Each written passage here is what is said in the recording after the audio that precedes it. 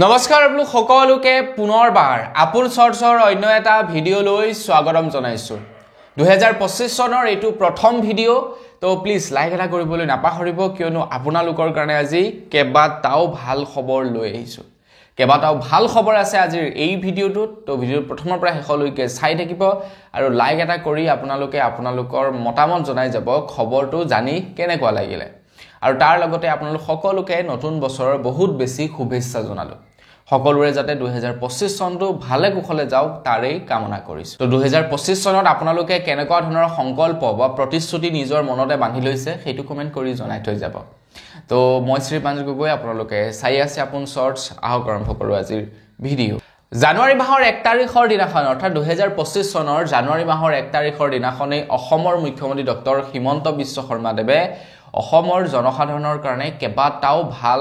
ভাল কাম তেখেতে হাতত লয় কেবাটাও ভাল খবৰ ঘোষণা কৰে অসমৰ মুখ্যমন্ত্ৰী ডক্টৰ হিমন্ত বিশ্ব শৰ্মা দেৱে এটা গোটেইখিনিৰ বিষয়ে আপোনালোকক এইটো ভিডিঅ'ত নজনাও বাৰু আজি এই ভিডিঅ'টোত কেইটামানৰ বিষয়ে জনাম গোটেইখিনি বিষয়ে যদি জানিব বিচাৰে টিকে মাইন ইউটিউব চেনেলটোত আপলোড কৰা আছে ভিডিঅ' 1 জানুৱাৰী তাৰিখৰ ভিডিঅ'টো আপোনালোকে চাই ল'ব আৰু গোটেইখিনি আপোনালোকৰ বাবে ভাল খবৰৰ কথা জনোৱা আছে তো এতিয়া আপোনালোকৰ বাবে জনাম যে কেইটামান তাৰে ভিতৰত কিনো ভাল পদক্ষেপ হাতত লৈছে সকলোৰে কাৰণে অসমৰ মুখ্যমন্ত্ৰী ডক্টৰ হিমন্ত বিশ্ব শৰ্মা দেৱে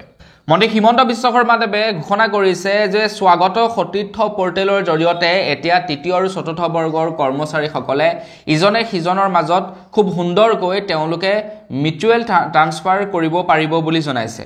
আৰু 1 তাৰিখৰ দিনাখনে সেই পৰ্টেল মুকলি কৰা হয় তাৰ লগে লগে গ্ৰাম উন্নয়ন আৰু যাতায়াত ব্যৱস্থাৰ বিকাশৰ বাবে প্ৰায় 210.8 কোটি টকাৰ ব্যয় সাপেক্ষে 12খন জিলাৰ লোকক স্বাৱলম্বী কৰিবৰ কাৰণে 104টা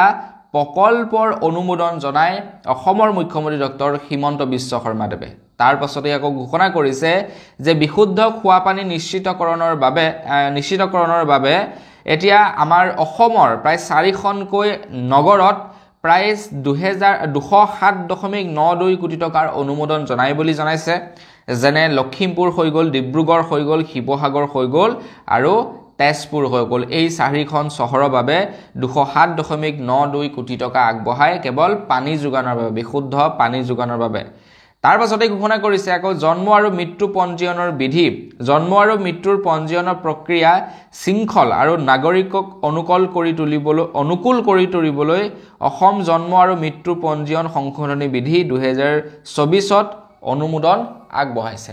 এটা গোটেইখিনি বিষয় যদি আপোনালোকক বিশ্লেষণত বুজাবলৈ যাওঁ প্ৰথমটো কথা হৈ গ'ল যে যিকোনো এজন চৰকাৰী কৰ্মচাৰীয়ে এতিয়াৰে পৰা তেখেতে যেনিবা সাপোজ তেখেতৰ ঘৰ হৈ গ'ল লখিমপুৰ ডিস্ট্ৰিক্টত কিন্তু তেখেতলোকে কাম কৰি আছে গুৱাহাটীত বা এজনৰ ঘৰ হৈ গ'ল গুৱাহাটীত কিন্তু তেখেতে কাম কৰি আছে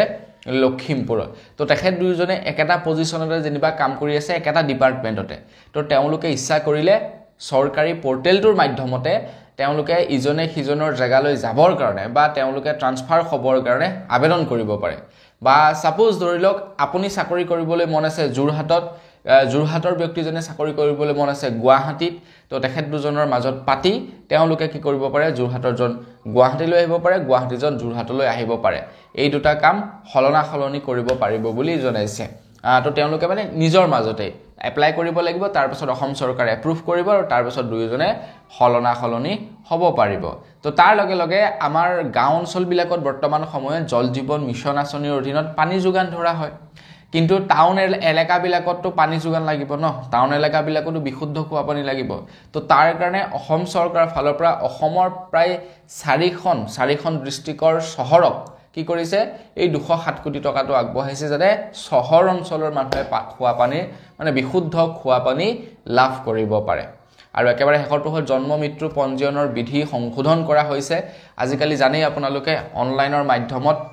জন্ম মৃত্যু পঞ্জীয়ন কাগজ পত্ৰ উলিয়াব পাৰি বাৰ্থ সাৰ্টিফিকেট উলিয়াব পাৰি অনলাইনৰ মাধ্যমত তো সেইবিলাকৰ ক্ষেত্ৰত অকণমান সলনি কৰিব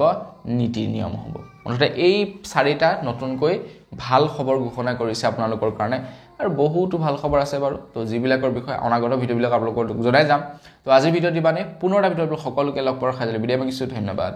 জয় অসম।